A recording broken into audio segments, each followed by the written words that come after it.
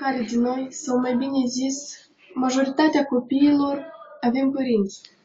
Părinții sunt cei care ne-au dat viață și au grijă de noi, dăruindu-ne dragostea sa, înțelegerea. Ne ajută mereu și sunt alături de noi și la bine și la greu.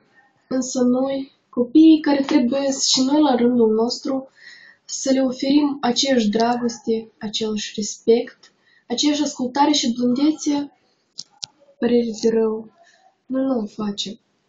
Dar pentru copii aceasta este o poruncă dată de Dumnezeu. În Biblie se spune așa: cinstește pe tatăl tău și pe mama ta, după care urmează și o binecuvântare care este un dar și vei trăi multe zile fericite pe pământ. Aș vrea ca fiecare din noi să-și pună o întrebare simplă, necontând câți ani ai, 10, 15, 20 sau 50 de ani. De fapt, vârsta nu contează, pentru că atâta timp cât trăiesc părinții, atâta timp și noi suntem copii, la 10 sau la 50 de ani. Întrebarea este simplă. Îmi iubesc eu părinții mei îndeajuns? Le ofer eu oare respect, stimă și cinste, cinstea cuvenită pe care Dumnezeu ne învață să o dăm? Sau le-am ignorat iubirea lor și tot ceea ce au făcut ei pentru mine?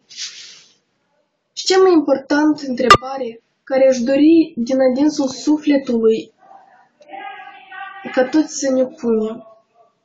Întrebarea este: pot eu oare acum și sunt gata să mă întorc cu fața înspre părinții mei, cu fața înspre mama și tata și să le cer iertare pentru ignoranța mea față de ei și să încep o viață nouă cu un început și schimbări din partea mea pentru ei? Oare pot eu acum să-mi repar greșeala mea?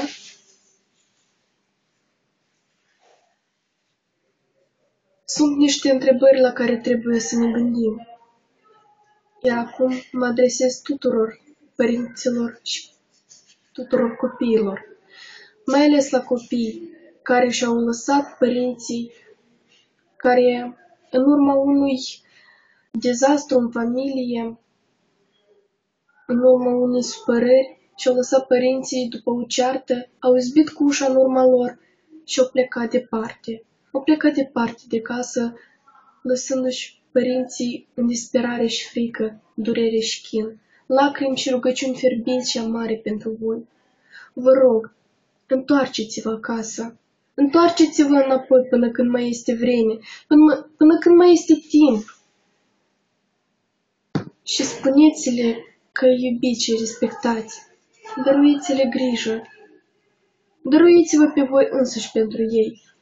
Nu vă gândiți numai la voi și nu vă gândiți că dacă mama sau tata m-au certat, eu la rândul meu o să le arăt cine sunt eu sau cum sunt eu. Dumnezeu nu ne învață așa. Întoarceți-vă cât mai sunt ei în viață și spuneți-le durerea sufletului. Ei cu siguranță o să vă înțeleagă și o să vă ierte.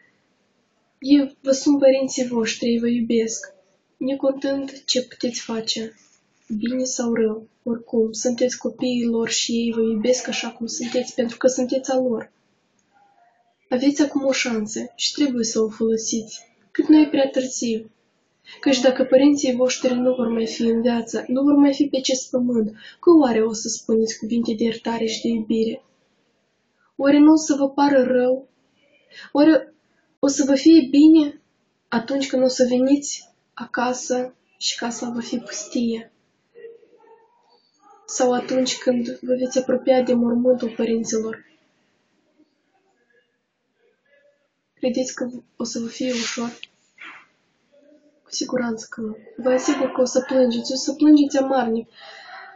Și sufletul va fi sfâșiat în mii de bucățele mici. Și atunci nimeni nu o să vă mai pună mâna pe umăr, să vă spună cuvinte dulci de dragoste și nu o să mai auziți vocea pe care ați dori o să o auziți.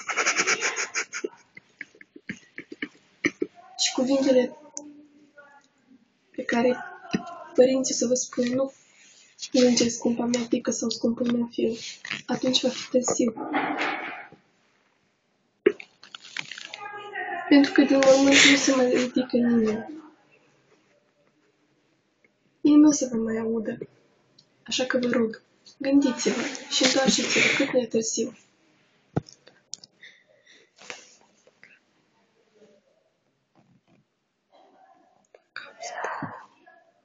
Bye.